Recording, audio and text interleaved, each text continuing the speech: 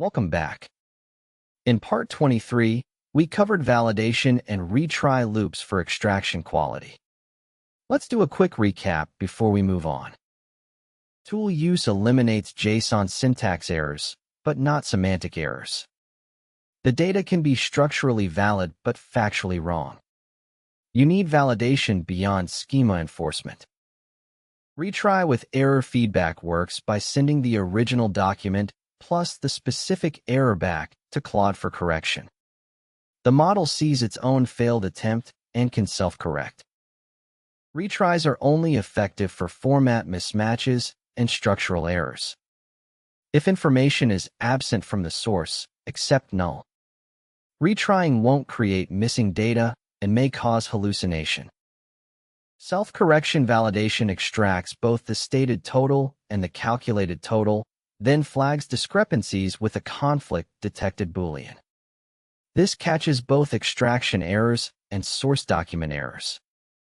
The detected pattern field enables systematic analysis of dismissed findings. If developers frequently dismiss a certain pattern, you can analyze whether these are false positives and improve the detection criteria over time. If this video helped you prepare for the exam, please give it a like and subscribe. Think of the message batches API like economy shipping versus express delivery. You pay half the price, but you wait up to 24 hours instead of getting an instant response. Anthropic offers two ways to call Claude. The synchronous API gives you an immediate response at standard pricing, perfect for real-time use cases like chatbots or pre-merge code checks. The message batches API costs 50% less, but has an up to 24-hour processing window with no guaranteed latency. It's ideal for non-blocking tasks like overnight reports or weekly audits. The exam tests your ability to match the right API to the right workflow, so get this distinction straight. Here's the critical limitation. The batches API cannot execute tools mid-request. Each batch request is a single-turn interaction. With the synchronous API, Claude can call a tool, you return the result, Claude calls another tool, and so on. With batch, all context must be included up front and Claude returns its complete analysis in one shot. No tool calls possible during processing. This means batch works best for self-contained tasks where everything the model needs is already in the request. The exam tests your ability to match the right API to the right workflow. Here are three scenarios. A pre-merge code review blocks a developer from merging. They're waiting, so you need a fast response. Use the synchronous API. A nightly technical debt report just needs to be ready by morning. Overnight processing is fine. Use batch and save 50%. A weekly security audit needs to be ready by Monday. Weekend processing is fine. Use batch again. If a manager proposes switching both workflows to batch for cost savings, the correct answer is batch for the nightly report only, synchronous for pre-merge checks.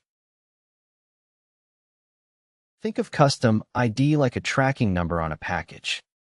Each batch request includes a custom ID that links the response back to the original request.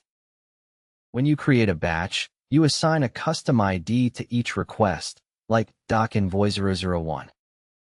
When results come back, you match by custom ID to know which response belongs to which document.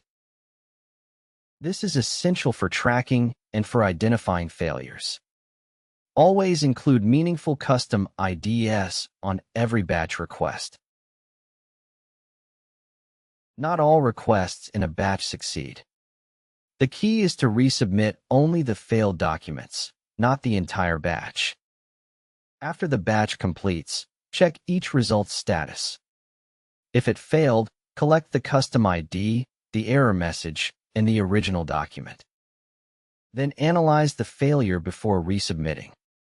If the error is a context limit, the document was too long, so split it into chunks and resubmit. For other errors, resubmit as is. This saves money by not reprocessing documents that already succeeded. Before submitting thousands of documents, test your prompt on a sample set first. Phase 1 uses the synchronous API on 20 to 50 representative documents. You check extraction quality, fix prompt issues, and iterate until quality is acceptable. Phase 2 switches to the batch API for the full volume. Say 10,000 documents with the refined prompt. You get 50% cost savings at scale and a higher first-pass success rate, which means fewer expensive resubmissions. This saves money by maximizing quality before committing to the full batch. Let's cover the 5 anti-patterns to avoid when using the Message Batches API. The exam tests these directly. Anti-pattern 1. Using the Batch API for blocking workflows. Pre-merge checks can't wait 24 hours. The developer is waiting right now. Use the synchronous API for blocking tasks, batch for overnight processing. Anti-pattern 2. Resubmitting the entire batch on partial failure. This wastes money on documents that already succeeded.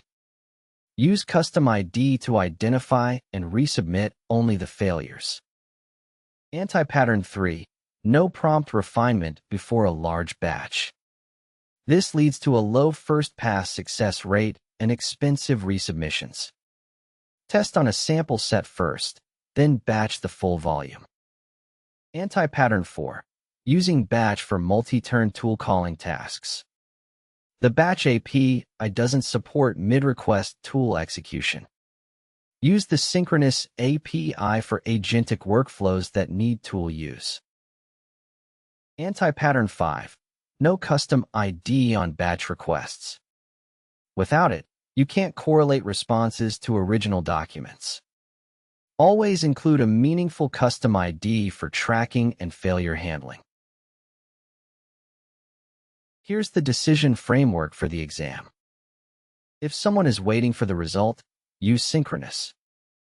If the work can happen overnight or over the weekend, use batch and save 50%. Always refine prompts on a sample before processing large volumes. Always include custom IDs so you can track and resubmit only failures. And remember, batch doesn't support multi-turn tool calling. Get these contrasts straight, and you own this topic.